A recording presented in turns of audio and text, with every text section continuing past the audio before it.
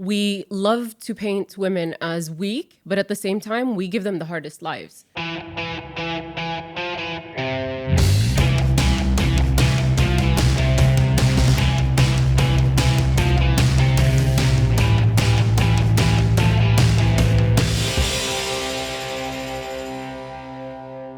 Hey, I'm Zainab. And I'm Mia. And welcome to another episode of Sprinkles and Spice. And I'm a survivor. I ain't gonna give up. I'm a survivor. I ain't gonna give up. So we have a special guest today in the studio. She is a mother, a writer, author, and a teacher. Teach me how to Dougie. That's not what I teach, actually. I would just like to clarify that. Hawraa Khalfan, welcome to the podcast. Thank you. You won't teach us how to Dougie? Privately. That's not my job. Okay. So what do you teach then? English. Okay. The fun answer. Yeah. Like, I'll give you one guess. I teach English. I teach English because I enjoy English. Really?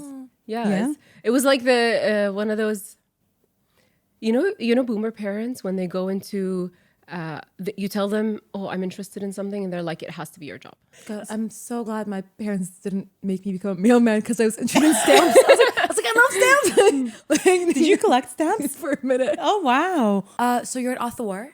Author.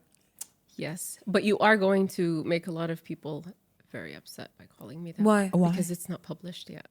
Okay. So you still wrote? If you want to, yeah. If you're not published, you're a writer. If you're published, you're an author. I mean, some people are like that, right? Like the grammar police. Unsubscribe and leave. Semantics. So what are you working on right now? I'm working on 2 books. Okay. They're feminist dystopian novels.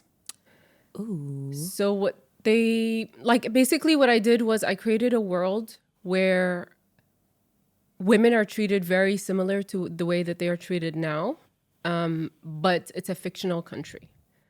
And heritage, like ancestry, kind of dictates what laws apply to people. That's the general premise. So we follow the story of Zainab. Ooh. It's actually about Zainab. Yeah. Yeah. Honestly, the first time we met, and you told me your main protagonist in your novel that you're writing is Zainab, I was like, she's writing it about me. Yeah. She's writing it about me. Inspired by a real person. She does start a podcast at some point. So. Wait, does she actually? No. Oh, okay. All right. I got excited. I was like, oh my God, spoiler. Should I? So there are like parallels between this world and there are parallels. Yeah.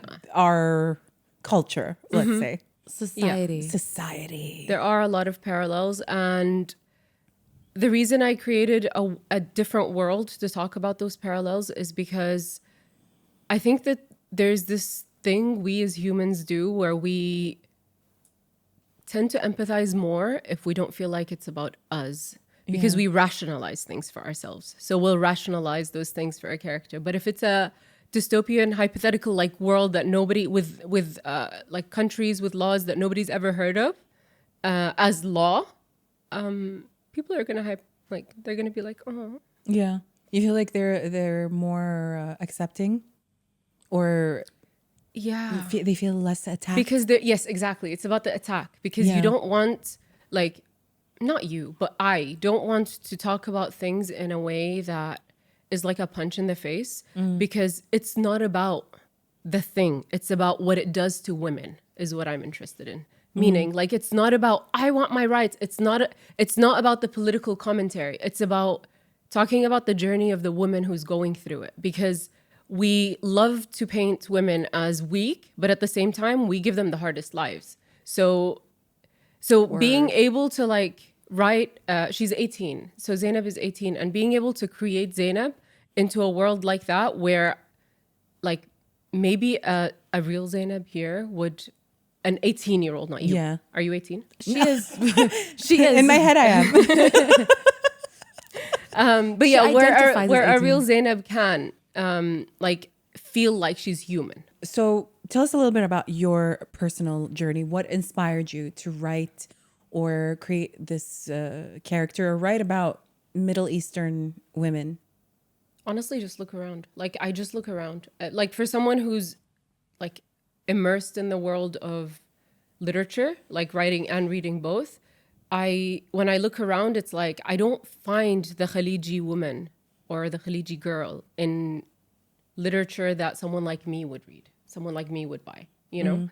And so that's kind of what inspires me. It's just, it's not even about me or my personal life. It's just about like everything I see, especially as a teacher as well. I get to experience young girls who are that age go through like problems that nobody should be going through all at the same time, you know? And it's sad. So it's like being privileged enough to be able to give a voice to that, to humanize that one girl is basically what it's about. Yeah. What do you mean when you say someone like you? Like, who is someone like you? Like Mimi, a Middle Eastern woman. A Middle Eastern woman who... But also, like, it's fair to like point at me and say I'm not your typical Middle Eastern woman, right? Like an English speaking, or not just English, like it's about being the bilingual level of bilingual, and being comfortable as that level of bilingual, not like, yani, when I say someone like me, I mean someone who learned Arabic through Mu'arrab, you know? Okay, yeah. You know? Someone that's like, westernized, but also I in don't touch like with that their label. roots. It's not about westernized. It's just about existing in the country. Like it's as a combination of whatever the hell I am. Do you feel like you're at the same distance from the West to the Middle East, or do you feel closer to one, or do you connect to different aspects? No, I'm of Middle both? Eastern. I don't connect to the West at all. I don't connect to a woman who is my age, who's probably a writer, who is American or British. I wouldn't connect to them. I connect to Middle Eastern women. And that's because it comes down to identity, I think. Yeah. Even though I talk like this, I can be a Middle Eastern woman. You know what I mean? Yeah. I love that. Me too. Yeah. I was saying That while is you're speaking, I got exactly- goosebumps. That is exactly it. Yeah, because I love that you're like, you know, I feel like that people put you in that box. Yeah. They're like, you're Especially here. westernized, Especially with here. American, whatever. So you start identifying as that. But then, like, this is something I struggled with, and I would tell Mia that, like, I feel like people want to make you feel less Kuwaiti because you speak English. Exactly, and it's a problem. It's such a big problem. Yeah, but you know what? It goes both ways. Like the very westernized, you know, happily westernized average person our age, like in their 20s or 30s, is going to be like, don't call me Middle Eastern. Like, I'm better than that, you know? Yeah. And it's just about like belonging as you are.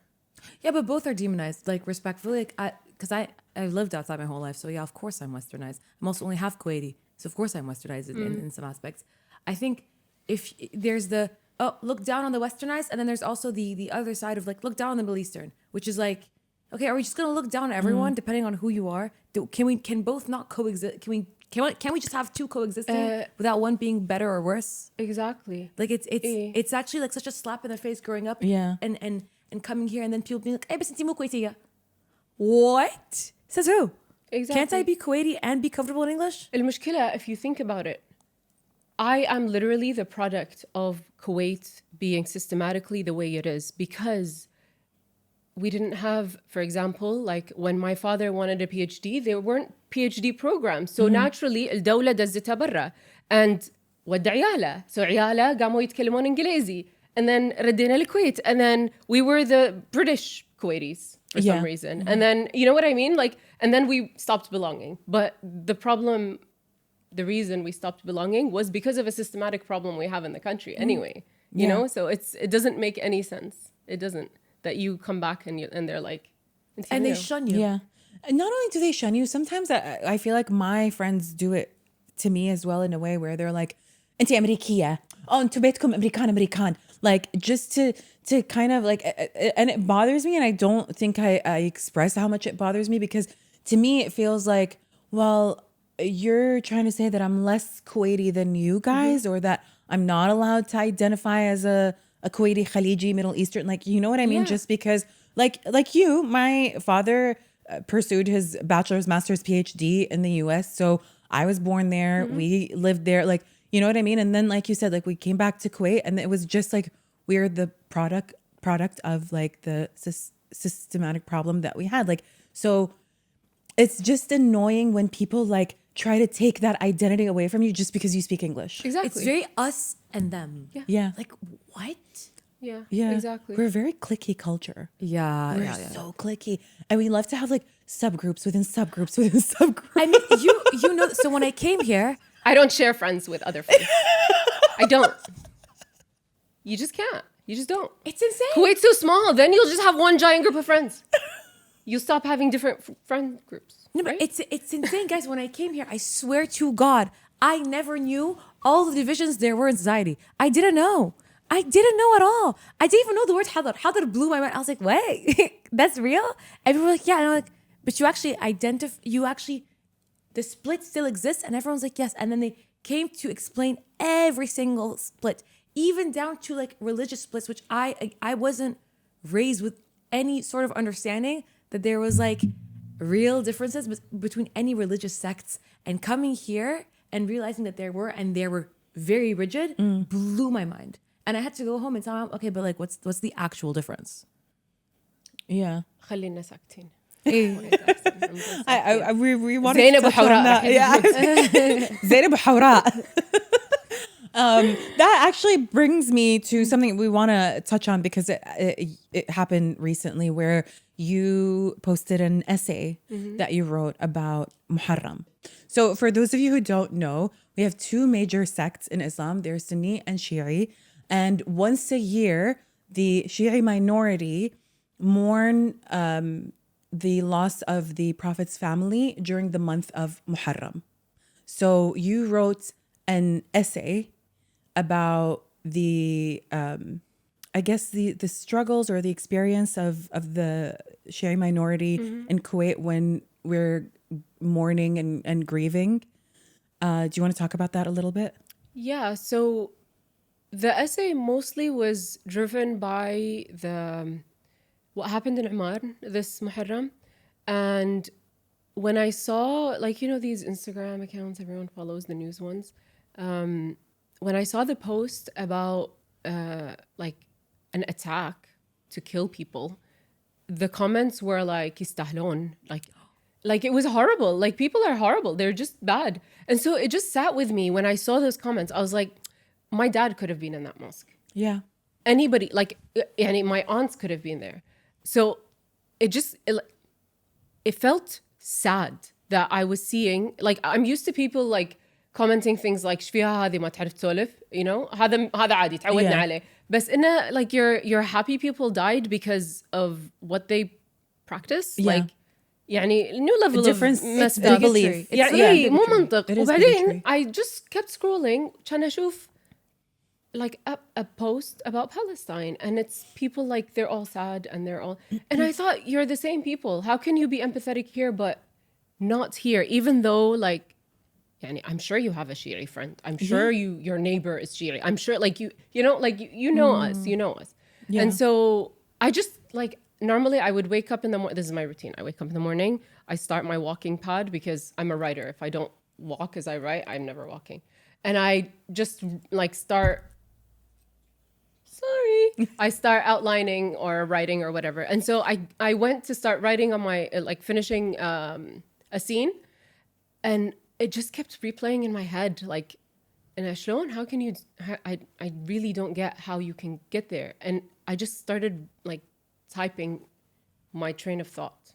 Yeah. I was like, it's going to be a warm-up exercise. 3 hours later, I'm posting this this thing. No, I didn't post it that same day. But like, yani, still, I didn't realize how much it bothered me that people were okay with that. And then I kept thinking about why people were okay with that. And people are okay with it لأن I've been okay with it my whole life. Yeah. I've been, how many Sunni friends love you guys so much, but how many of you have asked me if we spit in our food بالحسينية? We actually so me and one of my friends had this conversation with one of our Sunni friends because we were talking about it obviously during Muharram because that's when you feel the difference the most.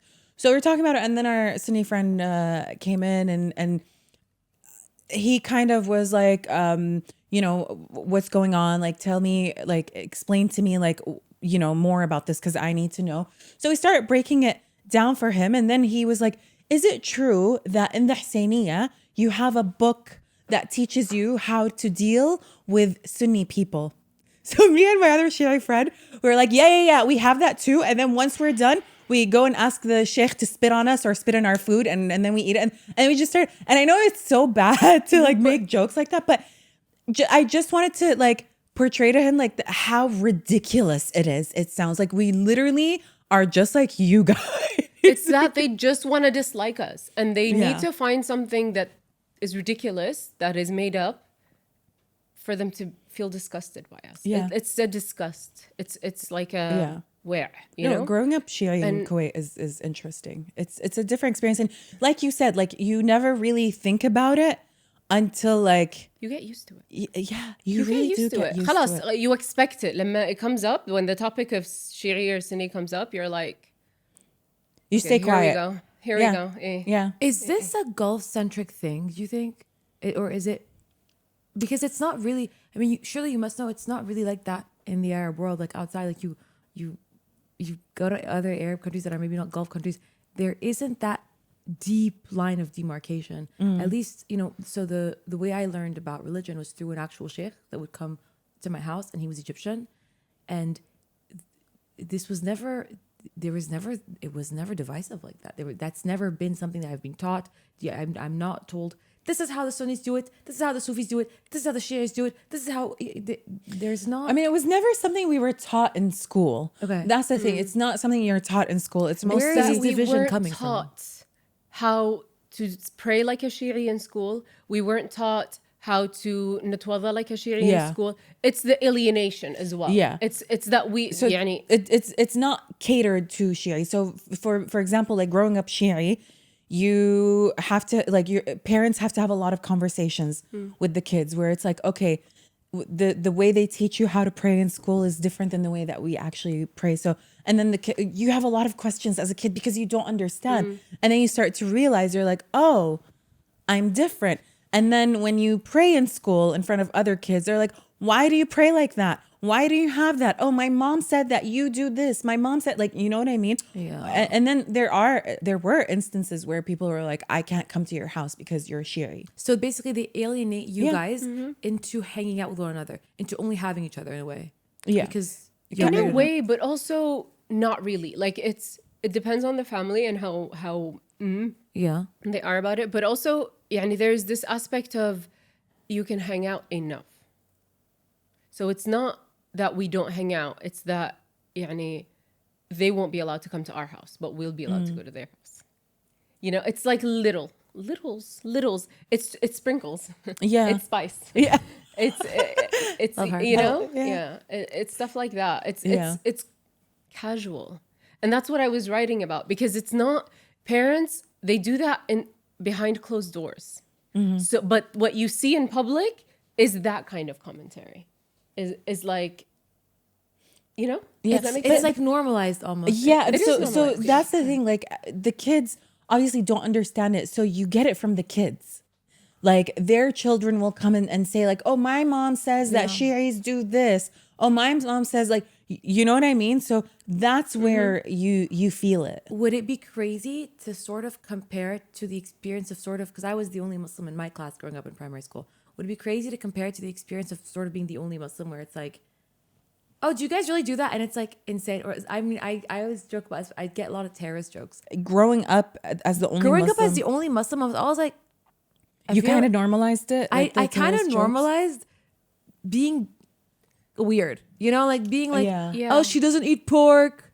Like, Is that how you it's like felt? it's like being it's like watching an action movie in the US where the terrorist or the bad guy Has to be is a Arab. Muslim or an Arab. Has a beard. That's how it feels. Yeah. You're like, that makes no sense. So what are the challenges that you faced in your journey as a writer?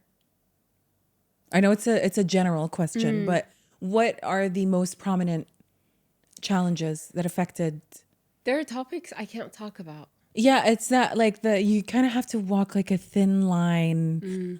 Because in general, writers have to be like, not just writers, creatives have to be careful about where they're going, you know, but, and which is kind of redundant if you ask me. But at the same time, being a woman in the Middle East, writing in English, بعد ايش تبين انت؟ ليش قاعد تتكلمين عن حياتك هني؟ ليش قاعد تحطمين روحي أمريكا? Because that's normally the comment. That's what we get. Yeah. Like, do you feel like because there are so many things that you want to write about, but like you're scared of sort of like the backlash or the reaction of people, so you kind of have to tread lightly, or yeah, it's safety. Okay, so you feel unsafe. Yeah.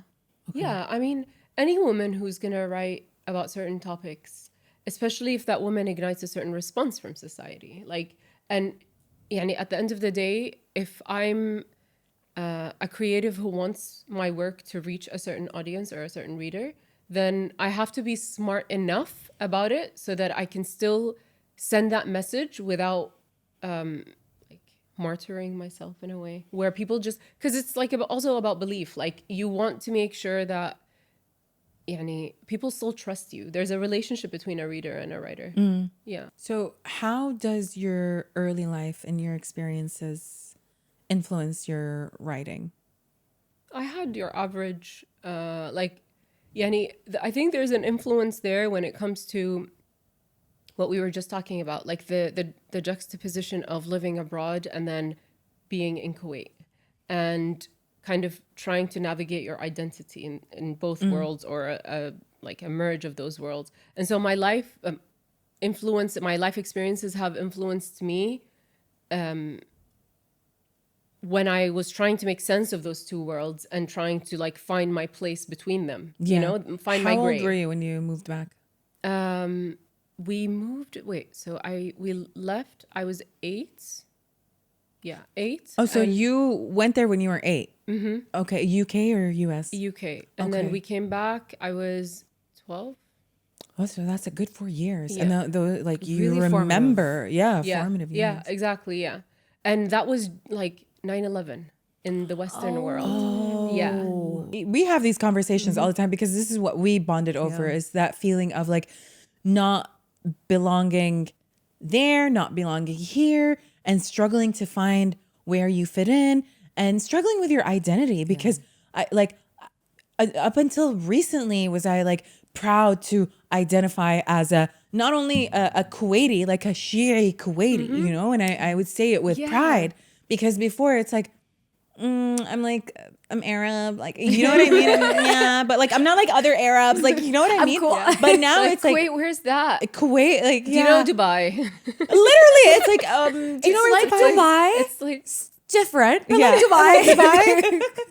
But now it's like, I think as I got older, I realized I'm like, I cannot let people dictate my identity, my personal experiences, and how I feel dictates my identity. Exactly. I'm about to cry because it's so real. No, really. And then discovering the term third culture kid at 17 years old. Yeah. I was like, oh my God, this is me. And it's healing and it's freeing. It's like, I don't have to fit into your label. There's actually, because obviously, like, in a way, as much as like, oh, I don't want to fit into a label, you also want to find where you belong. And in a way, finding where you belong is finding your people. Realizing that I can belong wherever I want to belong, to me, was discovering the term third culture kid. Because I was like, yeah, I was raised in a place that's not where I'm ethnically from. And that can mean I'm anything. That can mean I'm Arab. That can mean I'm, West African. That can mean I am Southeast Asian. That can mean anything I want it to mean.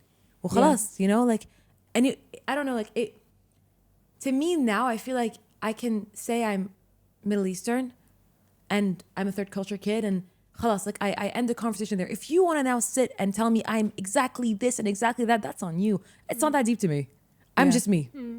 So, yeah. And I think I just want to mention, like, there's something that you posted on your story, I think a few weeks back, which is kind of related to this conversation, because you've kind of taken your identity and applied it to your craft as well, where you were asking about writing a novel in Marab. So for those of you who don't know Marab, thank you for mentioning that.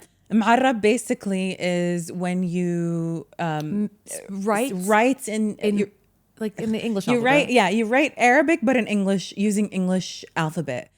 And using numbers. And it's usually like mostly like the third culture Arabs use it, or like we use it. Yeah, we use it. We use it a lot. And it's frowned upon, like it's looked down on, like, oh my gosh, she can't speak, she writes some Arab. First like, of all, just, even like clicking the thingy to change the language and then having thing go from right to left, I'm not doing that. You're getting my Arab, that's it. Yeah. So how did you come up with that? Okay. Again, like it goes back to why I'm writing. I'm writing these books because I want these books to reach women like me, right? And so women like me, like they're more comfortable with English alphabet. There just are. Like I know we suck. Sorry, asfin, yani madri. You know, but that's just how we are. And so because like, okay, side note, it's a hypothetical country that does not exist. Don't come at me, okay? But the reason I mention that is because they do speak Arabic, okay? And I wanted the dialogue to include Arabic, and so I decided, perfect, I'm gonna use Muharrab, because someone like me would love to see Muharrab in a book. Oh my God, I would be so happy. You know what? I would buy it just because it had Muharrab, because I'd be so curious. Anyway, so I decided, I'm in a writers group that has like 80 writers in it. Now keep in mind, everyone in there, let's say the majority of the people in there are in there because they write in English. And they're majority Arabs. It's a Kuwait-based group. And so I just mentioned in there that I wanted to add Muharrab, or actually, I don't remember if I asked or if I sent a sample of, we do workshop Wednesdays, so we send random things we're working on. Can't remember which one. Anyway, and it bothered people. Like people got upset and I did not understand it. Was it a majority? Yeah, they were like unprofessional. They were like, just do what other Arab writers do, which is like, just write it without the ha and the qa and the ba and the, you know, like just don't put the letters, just type it phonetically. And I don't want to. Like, I want to include the Muharrab. And then they were like, fine, just add a key. And I was like, well, if that's my target audience, my target reader, my ideal reader is going to know Muharrab. Yeah. So... Also, everyone knows Muharrab respectfully. Like our parents all know Muharrab. Literally, I used to text my mom in Muharrab and she gets it. Yeah, exactly. And that's the thing. I when you posted that on your story, I was like, it's so like you would think it's just an idea, but it's not. It's so innovative. Like to actually have that, it's so powerful. You're reclaiming it. You're literally reclaiming it and adding it in your novel. And using it as an actual like language, I guess. But like I said, like the thing that I was concerned with is that like even with Muharrab, people have different ways of writing things. Mm-hmm. Yeah, but we still understand. Yeah. Like whether you're khalas with a 5 or khalas with a KH, we know what's being said. Okay, but let me ask you a question. So you know, as if you're reading a book or you're reading something, and you know what it's talking about already. But then, and it's a cultural thing. Like, let's say we're talking about machboos, okay? And you're a Kuwaiti, and like, you know what machboos looks like. You could taste it right now in your mouth, you know? Like, you know machboos.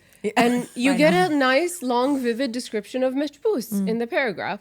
You're going to feel othered. You're going to feel like this is not about you, right? It's not for you. It was written for maybe a, wider audience, a more Western audience. And if I look like this, it's going to be this, like, they're going to be like, yeah, she didn't write it for us. And so I was like, I don't see the point of the key because most people can figure it out. And I actually, like, before I decided to add Muharrab, I had Googled it. Like, if I, in a random note later, just mentioned that it was called Muharrab, your average person is just going to be like, what is that? And throw it in Google. And so I was like, whatever, khalas. But it bothered people. And then I got useful comments about, like, actually, Gen Z don't know Muharrab now. So maybe it would date the book. Yeah. And I don't want it to date the book. I don't want it to hold it back. What do you hold on? Yeah, I'm shocked. Yeah, so what do they use? They just write I don't in know, Arabic? but like a good portion of them don't do Muharrab. They don't do the letters. They just do they don't do the numbers. They just do the letters. Oh, that's fine. I do the No, sure, but do you recognize the numbers? They don't know them. This sounds really bad, but some of the numbers I don't. So that was useful feedback because if I don't have a key, like she would be one of my target. So like my Marab is all letters. I So know you've never used numbers. What do you use for the seven. I use think seven is we still use the seven. Yeah. We all because there's no letter for like, ha. H is No, but there's also like if you put S instead of sla, you sound like a dalua. Yeah. But I want to be dalua. What do you use for saw? 9. Ta. No way. What do you use for ta? T. I don't care. Yeah. So T is it's a fine for 6. ta. Yeah.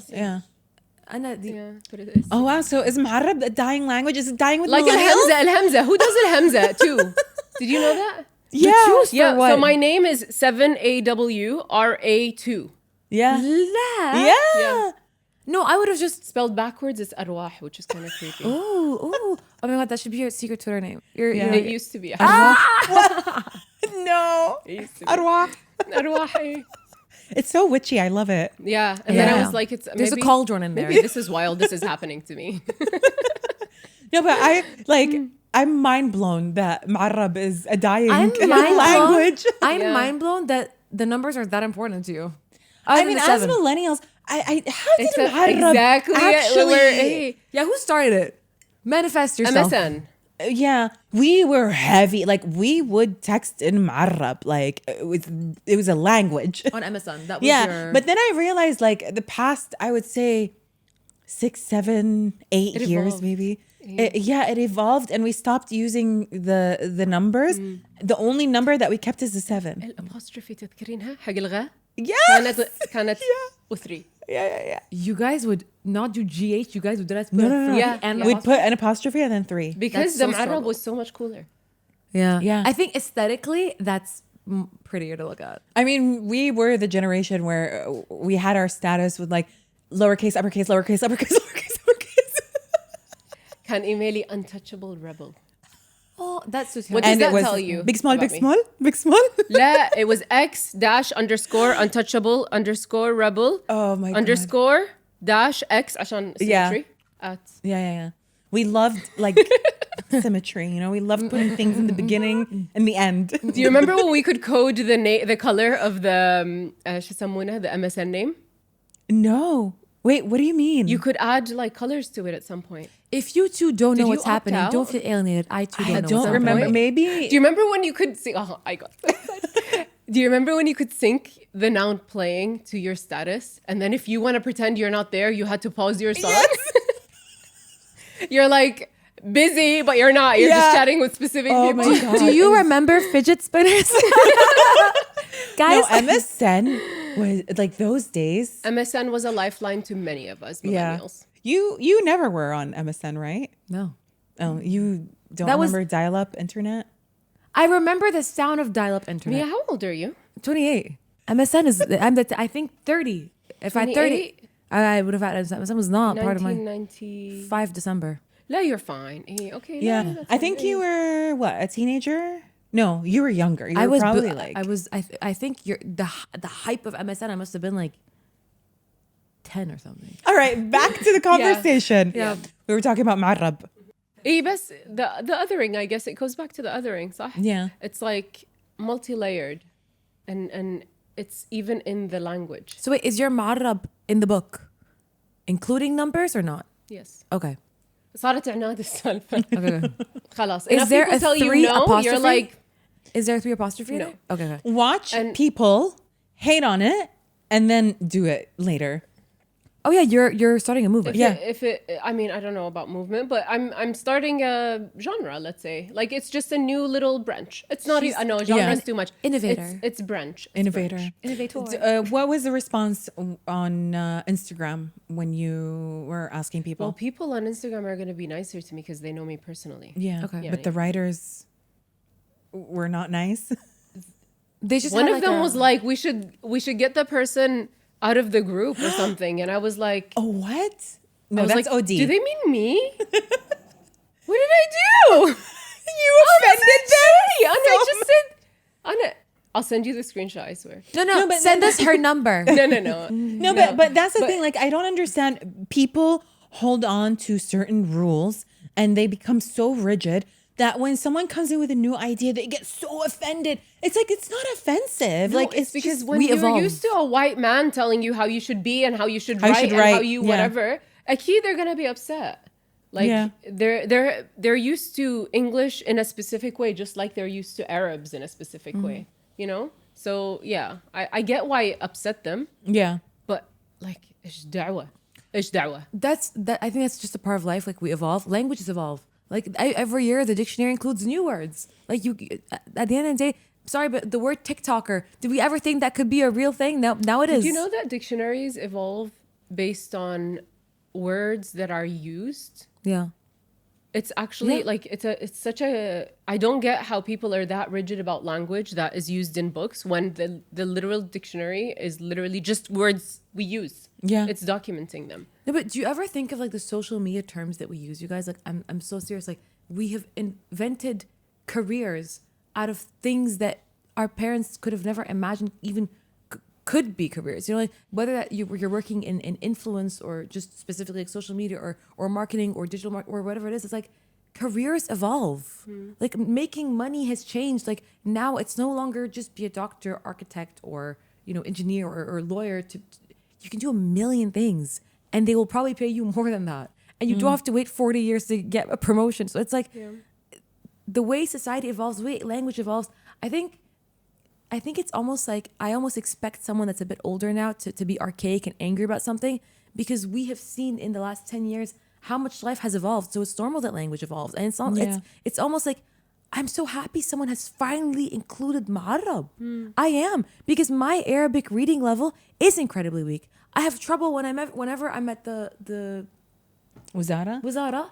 I have trouble if I'm on my own. I'm like, I feel uncomfortable. I'm like, and I'm like, do you guys have it in English? Do you mind if I just Google Translate? And Wizara anxiety is so real. Yeah. You guys. Yeah. Like you makhfar anxiety is worse. It's the worst. No. Makhfar, like whenever I walk into a makhfar, I'm just Even like, the way you're saying the word, you're like makhfar. like literally my mom would be like, take abaya, wear abaya. yeah, Because being seen as a woman, being seen in the makhfar. So police for those station. of you, police station, being seen in the makhfar, you're like without a man. yeah. Also, that's so taboo. But why? If someone hit my car, I'm gonna have to go to the police station and report it. That's not really the end of the world. Not That's just that, like when you, like for example, I lost my driver's license once and I had to go to get a paper from the police station. And it was the most nerve-wracking thing ever. And it's I don't so know why I dehumanizing. get so much anxiety. I don't know. It was just like, But also, is it Like is looking it, around do you out of think fear. part of it could be like being in a building full of men. misogynistic men Yeah. who have power over you in that building? Yeah. You know? Yeah. Yeah. Like, and your name is Zainab Bad? Bad? bad Zainab. Yeah. Look, It's okay, Zainab. My grandma was called Zainab. Shout out Zainab. Zainab is like, it's Shia, but they're like more Shia. And There's it's like Hawraa is like next level Shia. Like, But to Anna, us, it's impossible. to us, it's not. So I'm part Turkish. Zainab is a very common name for us. It has nothing to do with your sect. Like there's Zainab's of all sects in Turkey. Like, I didn't even know Zainab was a Shia name until I came here. I guess it depends, because I know certain countries, they don't necessarily think of it as a Shia name, but Yeah. I feel like in Why is the it a Gulf Shia region, it's very much a... Why is it a Shia name? Why is it a Shia name? Sayyidah Zainab, she is like, so back to Muharram, I guess. We're talking about the Prophet and his daughter and her kids. And she has the A'imma, okay? And Sayyidah Zainab she's their sister, and the name Zainab comes from her. And so it goes back to like being a Zainab or a Hawraa is because, by the way, Zainab and Hawraa are basically the same name. Yeah. Zainab's name is Zainab Hawraa, and Hawraa, Al-Hawraa yeah. Zainab. Oh, Yeah. Kind of like Zainab Fatima al-Hawraa, whatever. Zahra. Eh, Oh, so So Fatima and Zahra, yeah. yeah. Okay. Yeah. I didn't know. Okay, but again, no one told me that. I mean, my Turkish family, half of them, none of them are Shia, but half of them are called Yeah, but Zainab. Hawraa is not a No, common Hawraa we name don't in have. Turkish. Like you don't have Hawraa. Hawraa. So But Zainab we have. yeah, my cousin is Hawraa, and we're 2 days apart, which is hilarious because she's Hawraa and I'm Zainab. And were born in the same hospital 2 days apart. I used to wish my name was Zainab. ترى that's why this character's name is Zainab. No way. لأن بنات خالاتي زينب وخالتي زينب, and she was the cool one, you know? Yeah. فit was like, Zainab's always a cool ليش ما one. سميتيني زينب? You know, like, My grandma loved leopard print too. My mom though says like, because my mom's so into like numerology and like what is that 1111, make a wish. Oh yeah. No, not just that. It's like it's like your name affects like your life. What is that? I don't know, but my mom is so hard with So this she book. always says the name Zainab, like usually Zainab. count the numbers? Yeah, I don't know. They There's a thing there. the Yeah. weight of every letter Yeah. affects your life, or I don't know. But she's like, the ba in your name it brings bad luck, nahs. And she was like, Zainab in general always struggles in life. I'm like, yep, that's actually true. That's a symbolic reason to have that name then now. Just struggling. But Zainab is a survivor. Zainab really is a survivor because honestly, like, Sayyidah Zainab, what an icon, what a legend. If you want to talk about survivor, Sayyidah Zainab is a survivor. Yeah. And not only is she a survivor, but she also was like really strong and resilient. What a roundabout way. Like, we started off the episode saying, I'm a survivor, and now Zainab's a survivor. Zainab is a survivor. Yeah. No, but I agree. It's like, it also goes down to writing for people who are like us, Yeah. which is that, honestly, if you think about it, why would you do anything artistic otherwise? You know? Like, what's the point? If it's like, it's not my job, you know, I can not write. But yeah, and it's, I don't think you specifically could not write. I think you would No. pass out. Yeah. I would. I'd do it for fun. The point of calling her Zainab or writing from the first point of view of a Zainab is to comment on قوة المرأة. Like, it's just about the strength. Like they Girl, I got goosebumps. That was insane. Yeah. I mean, like, you treat women bad enough, they're gonna get strong. We're resilient. And then when we get strong, we're gonna start having a voice. Yeah. So that brings me actually to my next question. In what ways do you think literature can shape or bring about change or influence people's perception, especially regarding women's rights? This is gonna sound bad maybe, but I don't write to make political change. I write for young women to realize that they're not alone, because we've been taught to just shut up. Yeah. So it's And social change. It's in a way. social. Yeah. And honestly, not even, yani, it's lonely, you know? That's and so exactly it's what not it is. about social change. It's not that I write so a young girl تروح تسوي شيء معين. It's that لما هي مقفول عليها الباب بغرفتها, she's like, oh, there's someone else who goes through these things. Interesting. That's it. بس. Yeah. عشان الإحساس. It's about that emotion. Yeah. No, and it's very important. And I feel like we do what we do for that specific reason too. Like when we created the podcast, like, we keep girls in mind. We don't want people to feel like they're alone. We want to and we love that comment when girls come up to us and say that they relate to us. So, and I think it's because we do pull from our own, you know, Our own challenge. plight and our own challenges and our own, you know, experiences that we went through. So I think it's beautiful that you do it through your writing and this character that you've created. I honestly cannot wait for this. Same. Me too. Have you set a deadline for yourself? No, my editor has set one for me. Okay. Oh, okay. Work. Editor. So 15th of September, it has to be with her. And then the cover's like in the works, like خلاص. بس. That's exciting. And I feel like I'm losing a limb. This is a book. This isn't just like hours of speaking.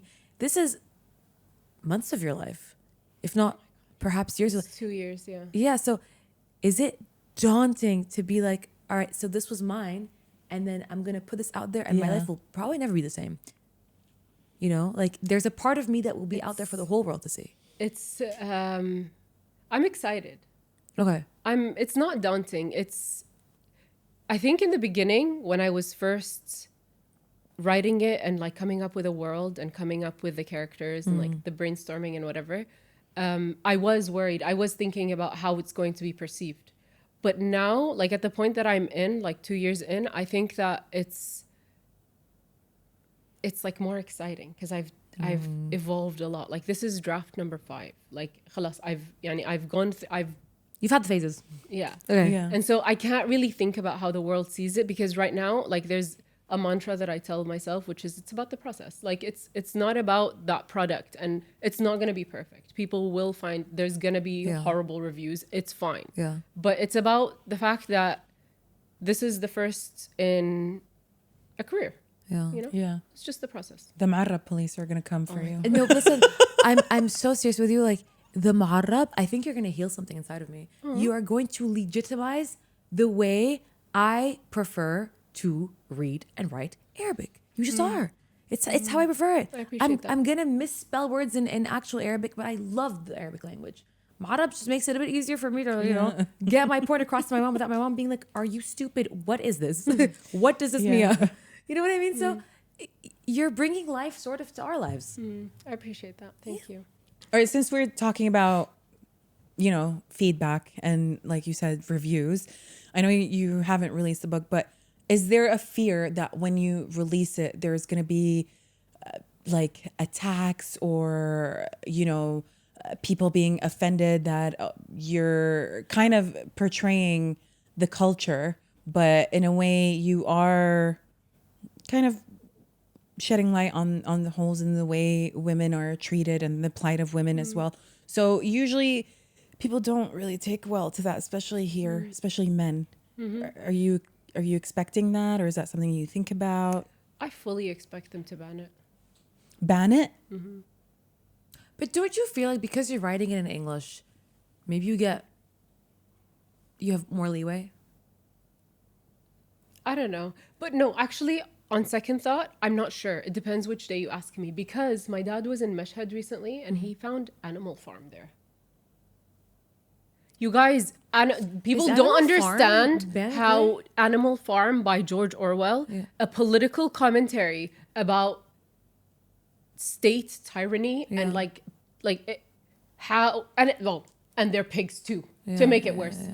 How that ended up in Mashhad of all places. لا Persian and Farsi and English translation, by the way. So no, it probably won't get banned because I don't think it would get banned, but here's the thing. I think when we as women talk about these themes where we're talking about women being oppressed in our region, or we talk about our experiences of coming into womanhood in the region, it's mostly, I mean, there are women as well, but it's mostly the men who are like, why are you guys trying to paint yourselves as the victims? You guys are not victims. You guys are privileged. Arab women are not like this. Oh, you guys are making this up. You're trying to make us look bad. The gaslighting. Like the gaslighting.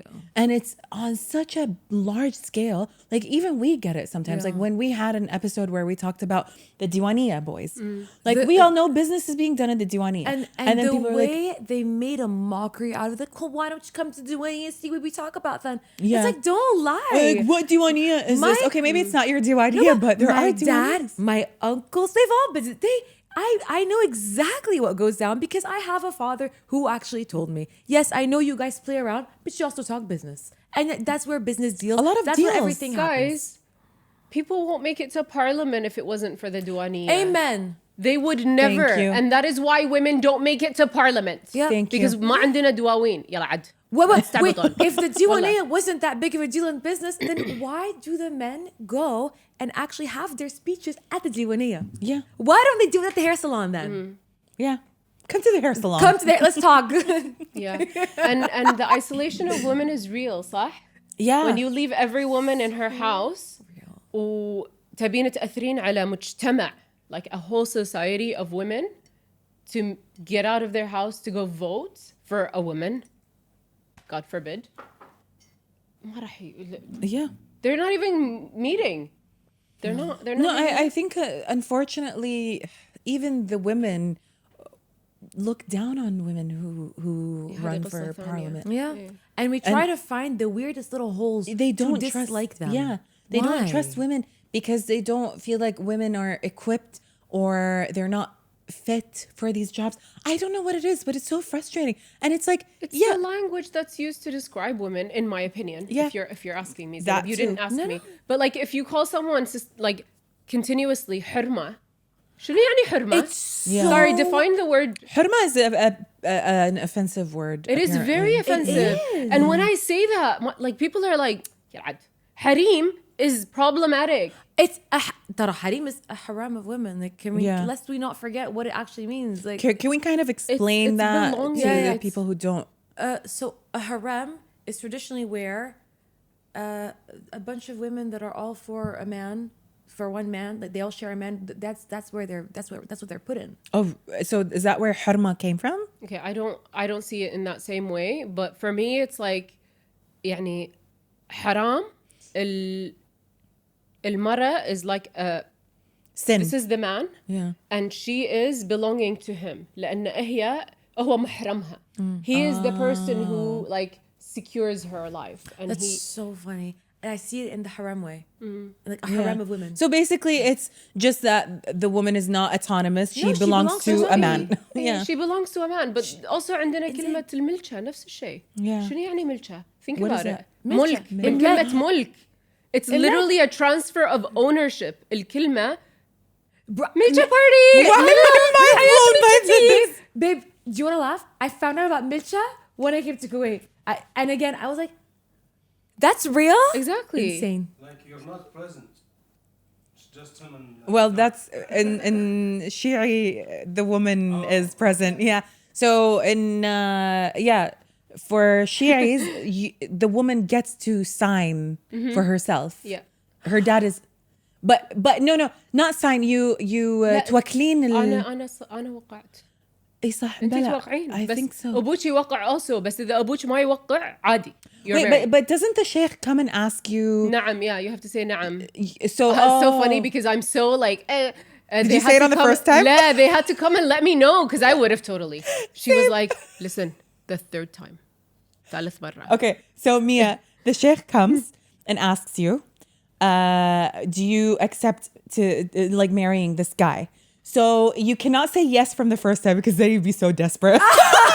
So he has to ask you 3 times. And then you answer yes on the 3rd time. But like, do you answer yes, happy, or like, oh, whatever, I guess so. I guess. Like, do you say like, لا, لازم تقولين نعم. And you have to نعم. pretend to be really embarrassed that you have to say it out Okay, so loud. No, and then I in my milcha, I think I forgot or something. Someone's like, okay, you can say it now. You can say it because I was like, I don't be too desperate. Fourth, she's like, ask me 4 or 5 times, please. Yeah, exactly. 5th time, يمكن. أتوقع.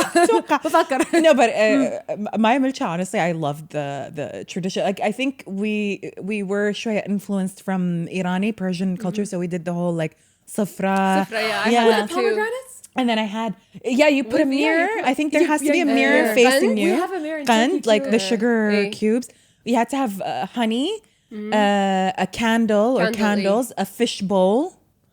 Like everything represents something. It's very witchy. It's very If you witchy. think about And then it. they had me dip my feet in a bowl of water with flower petals, and then I had to have حبة هيل ومسمار, so cardamom and مسمار is cloves. So I had to have like cardamom and cloves between my fingers, and I had to have the Quran open to what was it? I don't remember. Some verse in the Quran, astaghfirullah. But it was so nice. And then my sister and my cousin were like grinding sugar on top of my head. I Like, remember that. It's Do they come Yelwa? also with the, yes. Oh, They I do it love after, that. right? اليلو ايه. Yeah. I think that It's so nice. It's, you know I just kind of want to get married again just to do that. but you know, so some areas in Turkey, we also share some of those Persian traditions. Yeah, Really? Yeah. So it's actually I find it Because so Turks beautiful. and Persians are kind of similar, We right? share a lot of traditions but that's what people forget about Turkey is that we're not so black and white when it comes to Shia, so all that. Yeah. So we have a wonderful mix of traditions depending on where in Turkey you're from. Yeah. So yeah, very cool. Oh my God, speaking of, sorry, this is a complete tangent Tangent? right now.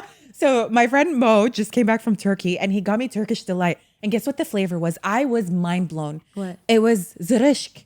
And I told him, I was like, zirishk is Irani. It's a Persian dried fruit.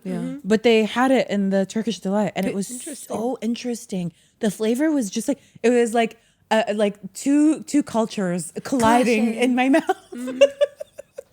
The flavor of globalization.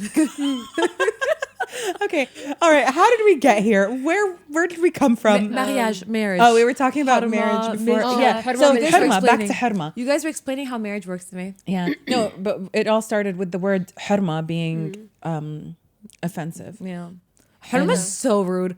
Don't refer to anyone as hurma, please. No, but like going back to the conversation, like men for some reason, I don't understand. Why are you so offended by a woman expressing her struggles, what she's going through, and then they're trying to negate it? Like, no, that doesn't happen. We wouldn't, that's not right. wouldn't do that. That's the thing. We wouldn't do that to like we some people don't acknowledge men's struggles. Men do have a lot of struggles.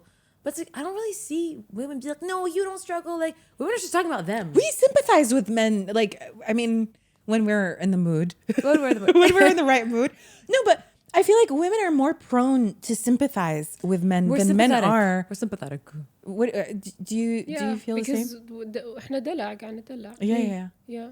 And it's easier to say إن أنت دلوعة than to say, oh, she needs more from me. Yeah. Maybe we need to take care of her mental health. Maybe I need to listen to my wife or my Maybe. sister or my daughter when she says something. You said something in the beginning of the episode that gave me goosebumps when you're like, women struggle the most, but they're the ones that struggle the most, no, are given the harder lives. they're given the hardest time. Eh? Is that what you said? Yeah. That, I swear to God, when you said that, I got goosebumps because really, like, even when we struggle, we have to not complain about it. Exactly. Can't talk about it, or else دلوعة. Like, why are you being weak? You know, the most basic example I think of is if a woman was to cross the street in Kuwait. I'm saying crossing the street from shara to shara. The experience you get crossing the street in Kuwait with the cars stopping and maybe shouting something. I'm from my car to whatever cafe or whatever I'm trying to cross to. It is dehumanizing. A man crossing the street experiences none And of then that. the first question they'll ask you, what were you wearing? Yeah. And it's like, it doesn't matter what I was wearing. If Because I was in a abaya or a t-shirt and jeans, babe, or I whatever it is. literally heard men say they actually love watching women in abaya because, like, when the gust of wind hits it and then they can see the But we're the shape. problem. But we're the problem. Because you shouldn't even be walking outside. And yeah, and Am I not supposed to cross the street? No, you're supposed to stay at home where you belong, Nia.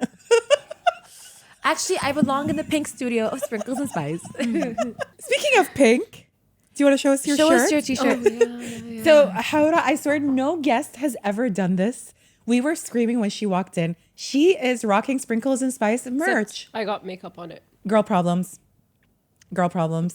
Skill issue. Can't Skill put a shirt issue. on. This is my favorite one. It is a Will You Free My Palestine print. It was actually created by Nat Noura. Oh yeah. Cute. So it was a collab between us and Nat Noura, and all the proceeds from the shirts actually go to Palestine. Yeah. Yeah, I love it. So thank you for rocking it. You're so I love welcome. it. It's so cute. Thank you. You guys go buy the merch. Yeah, go buy the merch. Go buy the Sprinkles and Spice merch. So thank you, Hawraa, so much for coming on the pod. This was such a beautiful conversation. Honestly, we loved it so much. We talked about everything. I had so much fun. Thank you for having It's me. always fun talking about being a woman and struggling. Yeah. But it's not always fun being a woman. But it's crazy because I feel like we're bonded, you know? Yeah. Like, it's like you get it. You bond yeah. for life. Yeah. Exactly. So thank you so much feel for heard. coming here. Thank yeah, you. we do feel heard. Yeah. Understood. Seen. Samesies. Yeah. All right, you guys. So if you like this episode, Like, comment, subscribe, leave a review. Anything less than 5 stars and you're a hater, go buy the merch. Right now on T+. Right now. right now. All right, we will see you guys next Wednesday. Bye.